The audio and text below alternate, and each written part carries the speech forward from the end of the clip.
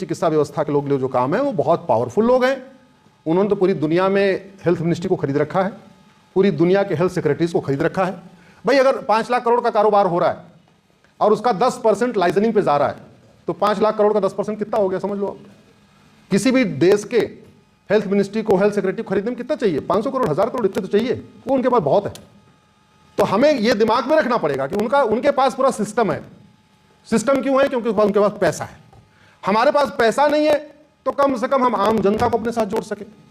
काम तो तभी होता है या तो वोट हो या तो नोट हो। डेमोक्रेसी में दो ही चीजों के लिए पॉलिटिकल पार्टियां काम करती हैं।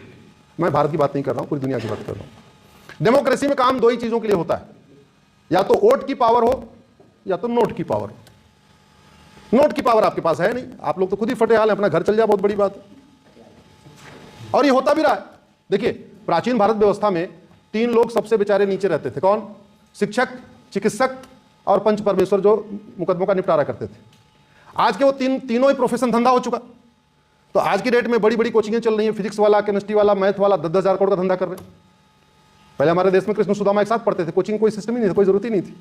चाहे आचार्य वाग्भट हुए या महर्षि पतंजलि हुए या जिसके पहले हमारे बड़े बड़े आचार्य चरक हुए, सुश्रुत हुए, वो कोई कोचिंग में पढ़ के डॉक्टर बने थे क्या? जोर से बताइए भैया। नहीं ना, सिंपल ही पढ़ के बने थे ना, घर यहीं पढ़ के बने थे। लेकिन आजकल तो बिना कोचिंग किए कोई मेडिकल में जा ही नहीं पा रहा। तो जो शिक्षा, चिकित्सा और न्याय व्यवस्था, ये भारत की दुनिया में सर्वोत्तम थी, सर्वसुलभ थी, एकीकृत थी, सबके लिए समान थी और लगभग मुफ्त में थी, या ये कह सकते हैं नो प्रॉफिट नो लॉस पे थी। आज की डेट में शिक्षा, चिकित्सा और न्याय व्यवस्था भारत की दुनिया में सबसे महंगी हो चुकी है।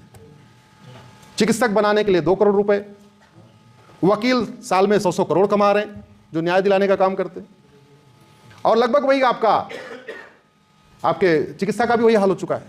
तो ऐसे में हम सब लोगों को, जो हम भारत की परंपरा, भारत की चिकित्सा व्यवस्था, भारत के हमारे पूर्वजों के सपने को लेकर आगे बढ़ रहे हैं, हमारी चिकित्सा व्यवस्था, योग और नेचुरोपैथी में कोई साइड इफेक्ट नहीं है, ये जन को पता तो होना चाहिए। लोगों को लगता है यार ये तो ऐसे ही है, घास फूस की चिकित्सा व्यवस्था और ये भाई तो ऐसे ही है। ना ना ना, दवा खाना बहुत जरूरी है। लोगों को शायद लगभग पता ही नहीं है कि दवा के बिना भी इलाज हो सकता है। तो कॉमन मैन कहां है? ट्विटर पे एलिट क्लास है, इंस्टाग्राम पे जेनजी है। भारत का कॉमन मैन फेसबुक के ऊपर है, जहां हमारी प्रेजेंस हमको नहीं दिखती है।